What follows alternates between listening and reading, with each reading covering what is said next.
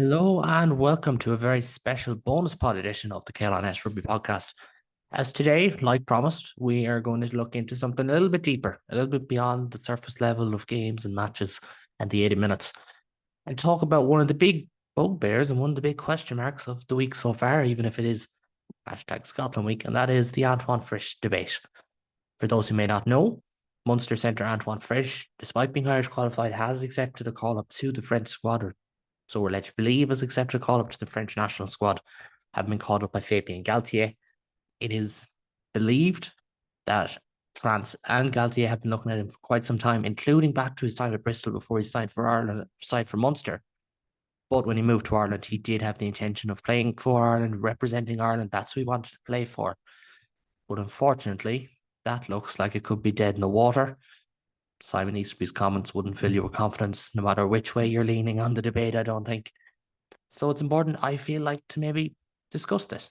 Maybe actually sit down and have a conversation about, you know, this system that we have, the system we have for IQ players, for NIQ players, for contracting in Ireland, and so forth. And some people will disagree with me, and that's absolutely fair enough to disagree. I just like to park I suppose, the triumphantism, the provincialism, biases, the reactionary stuff, and move forward and have a proper conversation about these things. Because I do feel like there are question marks to be asked the IRFU in multiple different facets of the game. As much as they should be praised, there's also question marks, and I don't think you can have one without the other. That's my own personal opinion. So, just to clarify, Antoine Frisch, as I said, his up show has been called up by France. The way Munster tweeted make it seem that he has accepted it. If this becomes the case, he'd be the third Munster player in a little over 12 months to accept a squad call up from another national side, joining Ben Healy, who was also frozen out of the Ireland system, and Jean Lane, who was frozen out of the Ireland system. They went to Scotland, South Africa, respectively, both of which went to the World Cup, one of which had great success, as you know, in Jean Lane. And people say, well, this is just Munster fans, whatever. Munster fans aren't happy. And yeah, we're not, but you kind of have to take the good with the bad in some regards with this, because I feel like this is obviously something that is going to come around the corner more often. You know, there is IQ players who, like Antoine Frisch, for instance, who have been signed into the country who will be eligible for multiple nations. You even see someone like, say, Shane Bolton. I would be shocked if he's not on South Africa's radar. Ross Maloney clearly, in some regard, is on a radar to England, even if that's just as Premiership stock. I think he's on that radar, and that's why he's going to Bath, because I think there is those conversations. From what I'm led to believe, Bath are one of the clubs that are looking to boost their English qualified players. I believe they've been after one of the Munster players, for instance, who was English qualified. Again, potentially with the intention to play for England, if not to boost their squad. And this is forthright thinking, and that's a word that I'm going to get to a lot in this conversation, is forthright planning and forthright thinking, because I feel like South Africa, England, Scotland, they've probably jumped ahead of us on this. We were, to use the dirty word, we were probably one of the leaders when it came to project players. I had no problem with that at the time. I still have no problem with it now. Obviously, since the rule change, extending it up to 5 years, the project player system is kind of dead, and it's kind of the already eligible, the granny rule, as they say in soccer, that we're kind of starting to go down. I have no problem with this, but I do feel like that if you were starting to miss a trick here a small bit, players that have been brought in and capped, Mike Haley, Will Addison, both of which were capped under Joe Schmidt. Antoine Frisch was another one that was brought in, not yet capped. Shane Bolton, who I mentioned. Now, I don't have a list in front of me of all these IQ players in on the island or whatever, but I do feel like it's important to kind of see it through that prism, because ultimately, if you lose, say, okay, maybe Ross Milne is a good example, also a bad example, but if you lose someone like that, he's a category 1B, 2A starter for Leinster, key part of the leadership group. at what point do you question whether the IRFU's rules and whether the whole question of building in the Team Ireland's interest is detrimental to the provinces? Because I do believe Leinster keeping Ross Maloney is going to be something that will be more beneficial. Munster keeping Antoine Frisch is huge, and we'll touch on it from a Munster perspective later on. But before we move on to the IRFU, just important to note, Antoine Frisch never received a full call up to the Ireland squad in his first season in Ireland. He received an emerging Ireland call up and accepted that, played all right. He was just coming off the back of an injury, so I don't think he was at his best, but played very well. Played very well for Munster in their URC title winning run. And a lot of people say, well, that's just one season. The squad is set in stone, etc. Fair enough. If that's your opinion, fair enough. You know, I'm not going to get to squad selection. I'd have had him in there because we only carried 4 centres. But again, that's fair. Just want to get the facts out of the way before we move on to the kind of the deeper stuff. And it's also been speculated that Munster did highlight it to the IRFU that he was being looked at by Fabien Galtier. And I think Munster did the same thing with Jean Klein and said that he was being looked at by South Africa. So you do have to question there whether, you know, who's the ones that are thinking ahead. And it certainly seems to be outside of Dublin that is thinking ahead. But I kind of divide this into 2 parts. There are a few questions and kind of how it affects Munster. Now, how it affects Munster is small in the grand scheme of things because, quite frankly, Andy Farrell, David Nucifora, I don't want to say David Humphreys because he's not on the island yet. But Richie Murphy, Leo Cullen, Pete Wilkins, they don't give a fiddler's how it affects Munster, things like this. But they could end up caring if it affects their own players down the line. And kind of the first wave I want to see it through, the first ally is like, let's look at the squad makeup. And if IQ players being lost, is that a conflict of interest between what the provinces need and what the provinces want and what helps them progress and what Ireland want? Because Antoine Frisch systematically probably does not perfectly fit into the Irish system. But at the same time, how would he know? And I know that sounds a little bit stupid, but how would he know how he fits in when he's never been in the camp? And this is the thing that I come back to with Ireland squad selection. I feel like it's put out there by pundits and never questioned, even though I think you could question it just by saying it, is the whole idea of you have to be in the camp to get training reps, to get familiar with the system, to get a chance with Ireland. But yet we kind of have a small bit of a closed shop developing. Now, granted, I'm not asking for a barbarian style selection. I'm just saying you could see it through that eyes. A small bit of a closed shop. Andy Farrell has capped less players has capped half the amount of players in 4 years that Joe Schmidt managed in 6.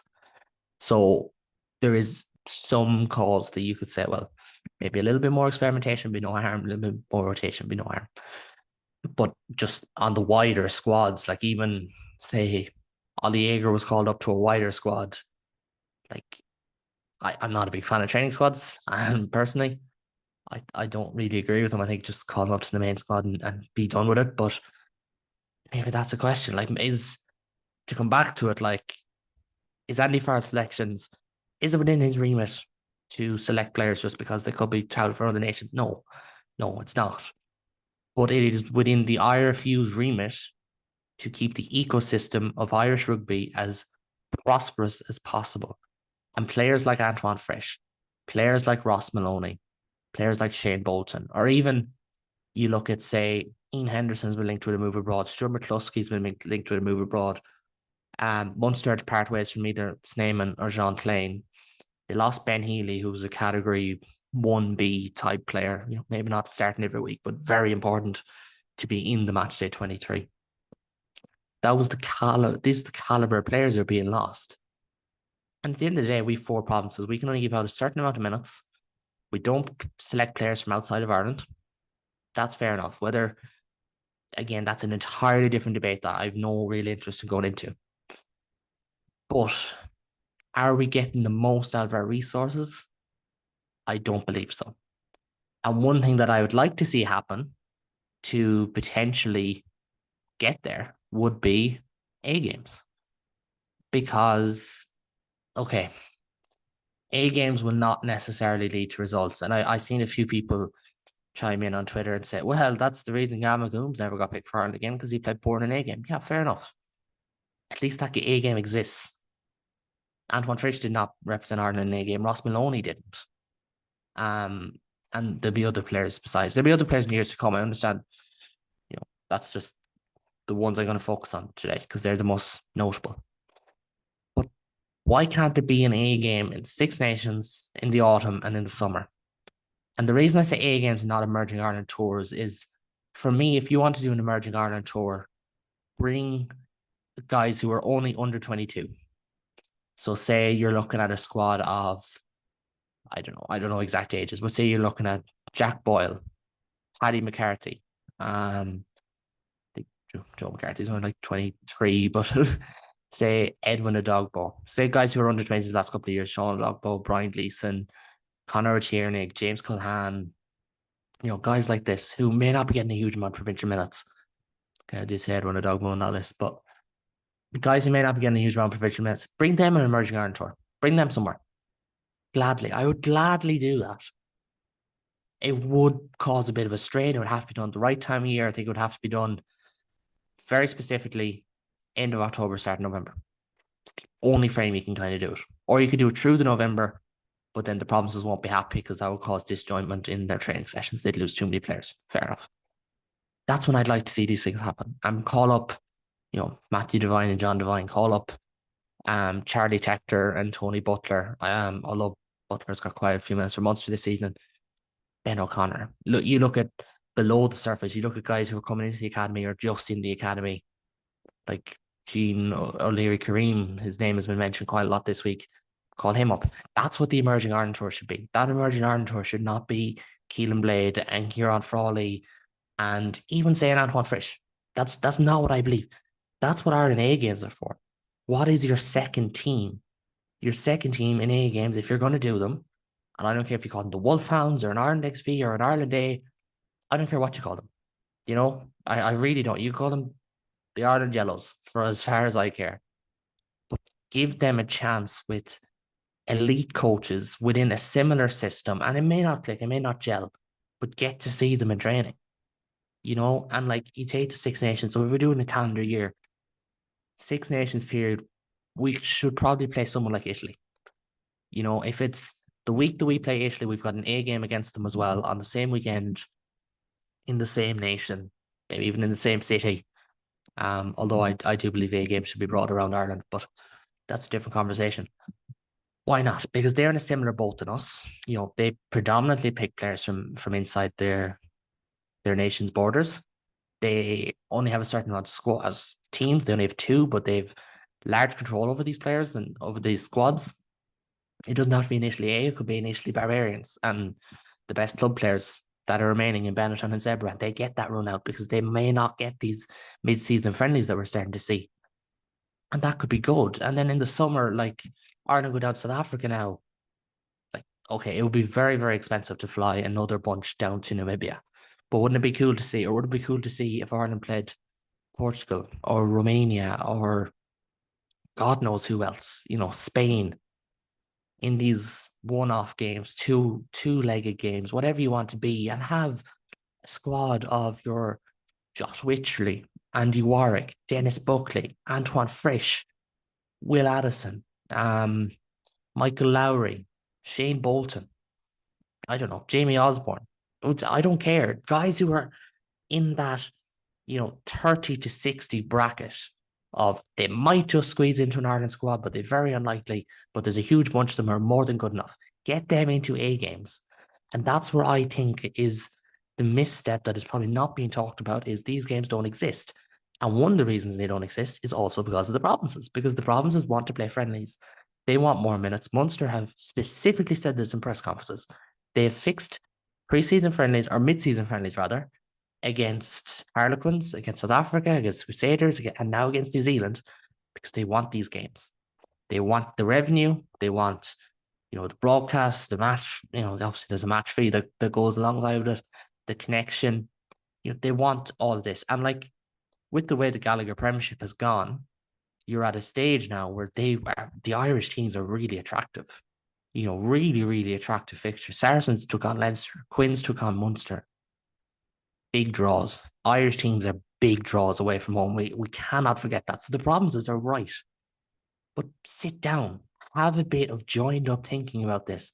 Like Munster played the Crusaders in the first week of the Six Nations. That would probably be a good time to play the A game, and I understand that. But if we played Italy, it could be the second week, and then the third week of the Six Nations. I understand there's two URC rounds in there. Like it could be those weeks, for example. In the summertime, I mean, you could do it whenever, the same day as Ireland playing their Summer Nation series or whatever they're called games. In the autumn, again, fix an A game for the middle of that block. So the provinces will get their week and a half or 2 weeks either side of a game that they can prep. And if they want to play a friendly, fair enough. Munster are doing that. They'll play the All Blacks in November. I've got my ticket. I can't wait. It's going to be great. But if they want to do that, great. They can. They can absolutely do that.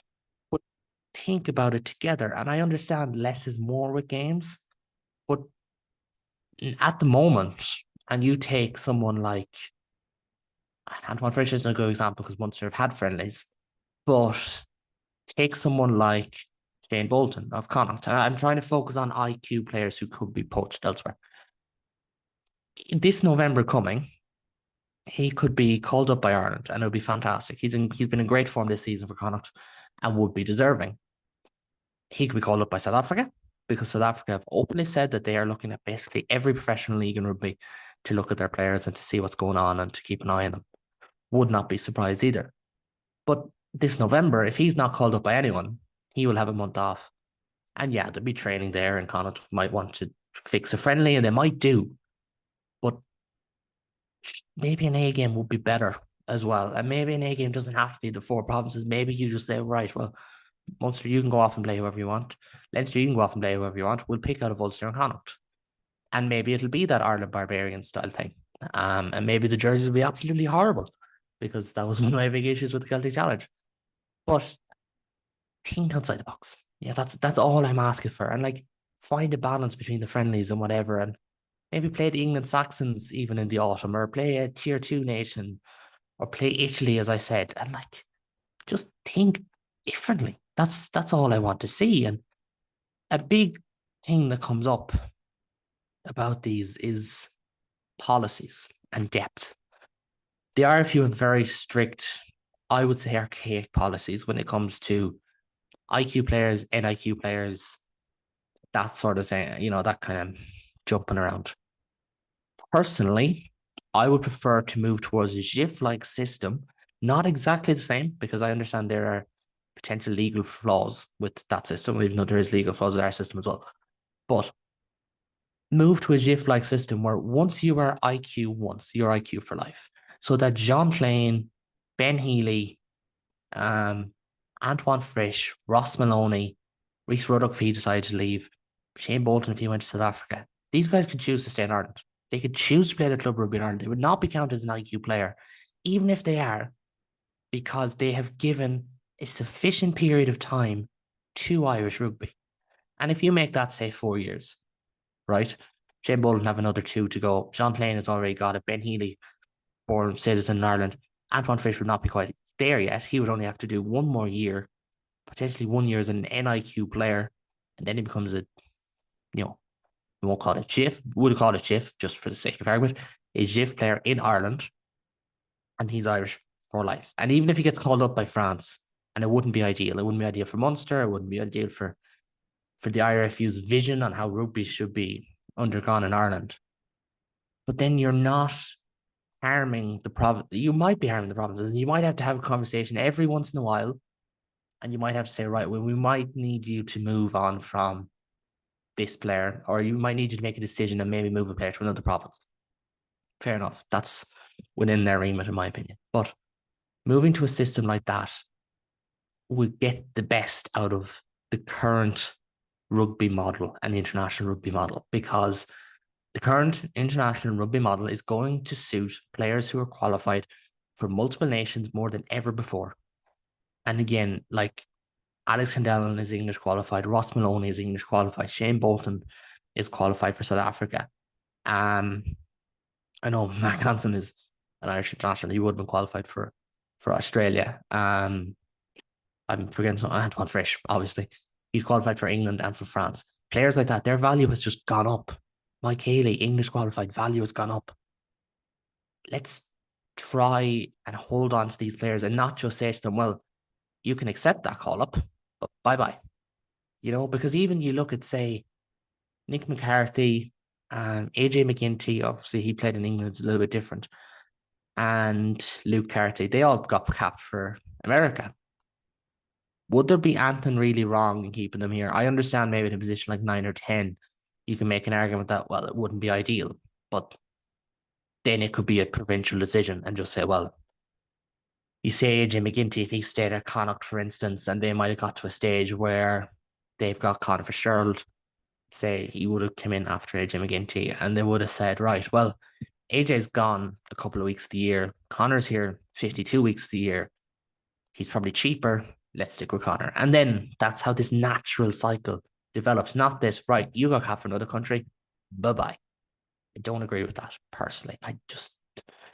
I might have had agreements with it in the past, but I just think with the way that international rugby is moving towards, with the way that we're seeing England and France, and I'm sure South Africa would do it if they didn't have like basically 50% of all professional rugby players anyway. The way that these countries are moving, maybe we need to move and maybe we need to evolve, because I do think the forefront of what IRFU policy should be staying ahead of the competition in areas that we were already ahead of them. We have unbelievable depth. We have unbelievable provinces here in the country. We've got a system that works. There's financial question marks, absolutely. But we've got a system that works. How do we stay ahead of it? And this is one that I think would do that. Even relaxing the number of NIQ players per province, I think that could be something that was relaxed. But then at the same time, I do see why it isn't, because the depth is there. But then my issue with it is, I think these things need to be case by case. I think you look at Munster when they were asked to choose between Clane and Snyman, people said, well, they have Thomas Ahern and they have Edwin Adogbo. Thomas Ahern's got nearly a full season under his belt. He does not look like a second row size apart from in height. He looks like a flanker build, and that's absolutely fine. But we see him as a flanker now. We don't see him as a second row. So we're losing two.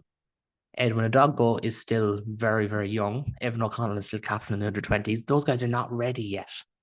Don't force the provinces to go to resources that mightn't be complete yet. And like the academies are doing unbelievable work, and I recognize that. But just a little bit of case for case basis. I understand there might be a need for a hard and fast rule to avoid kind of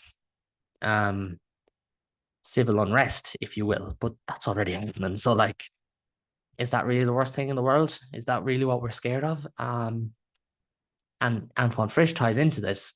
If Antoine Frisch goes and he plays for France, he becomes an NIQ player. His contract is up in the end of 2025.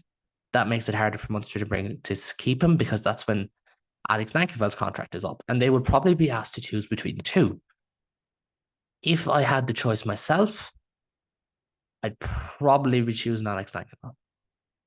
But the only issue there is, no matter what happens, IRFU are not paying his wage. It's Munster. And that's where I think the forthright thinking also ties into central contracts, where I think the IRFU should have kept on to Peter Manning, Conor Murray on a central contract if they wanted them to stay with Ireland.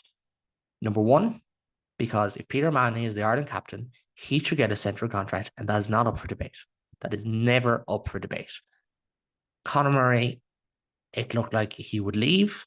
That's fair enough. Munster were happy with this. They'd made plans.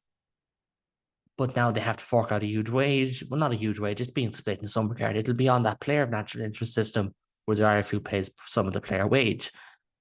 But that has probably affected Munster in their signing. And likewise, with Antoine Frisch, he is on one of those schemes. We believe he's on the player of national interest scheme. Ironic, really, when he hasn't ever got called up. So if he became on NIQ, the IRFU would stop paying. Munster would have to pay up. And this is someone we built a rebuild around. He's one of those players that we built a rebuild around as our playmaking 13, as an excellent defending 13 who can play 12 as well. Like, that's where you have to stop and reevaluate and wonder which is better for the entire, and this is where I go to, the entire Irish rugby ecosystem. Because eventually, if you look at it as Team Ireland interest versus Irish teams, which is the province's interests, you're going to have confliction. There will be. It's going to happen. Which one would I rather double down on? Irish teams. Because I firmly believe that if Irish teams are more successful, the national team will be more successful. Now, the Irish national team has been very successful as it is. But you look at the provinces, we could have had 4 URC semi-finalists last year if it was the fact that 2 of them led in the quarterfinal. That was very possible. You would not have bet against, say, Ulster or Connacht away from home, even though it would have been less likely with their form at the tail end of the season in, say, South Africa or somewhere. This could have happened. They're doing fine. But I don't believe that we're making moves that are in the best interest. And even you look at the Ulster financial issue, I would place a lot of blame on the IRFU because at the end of the day, Ulster are a subsidiary. Ulster are being overlooked by the IRFU or being watched over by the IRFU, essentially. And if it gets to the stage where Stephen Kitsoff leaves, which is reported, where Ian Henderson will not extend with Ulster past his central contract, where Stuart McCluskey, albeit that is quietened and softened, where if he left, these moves are detrimental to Ulster, detrimental to them. And Antoine Frisch is absolutely not in the same boat as those 3 players. But he's in that tier below. And it would be a major loss to Munster because a player you build a rebuild around, you don't want to lose after his first contract, because that would just be, people say, oh, it's poor planning on their behalf. It's not really. Like, what's the grand round? You can't send them up to Abbottstown and say, here's a key card belonging to, I don't know, Joey Carberry. Here's Joey Carberry's old key card. Go in there, just turn up. They'll pick you. It's like, that's not going to happen. So you just have to find a balance. I don't know if that balance being struck. I think that central contracting, when you look at the fact that come the end of next season, before the end of next season, it's very possible that Munster have 1 centrally contracted player, Ulster have 0 centrally contracted players, and that's a major issue. And that's where, it's not entirely relevant, and I'll move off it now, but Ulster losing Jacob Stockdale off a central contract and having to pay up was quite harmful to their finances last year. And you could see that because obviously they didn't make a lot of signings. I think they made just, 3 signings last year, and they lost about 10 players. Jacob Stockdale stepping off central contract was a big part of that. As much as it can be coarse to talk about, that is a big part of it. For Munster, it's going to be the same way. They're going to be losing a couple of players who are very high earners, and they're going to have to rely on the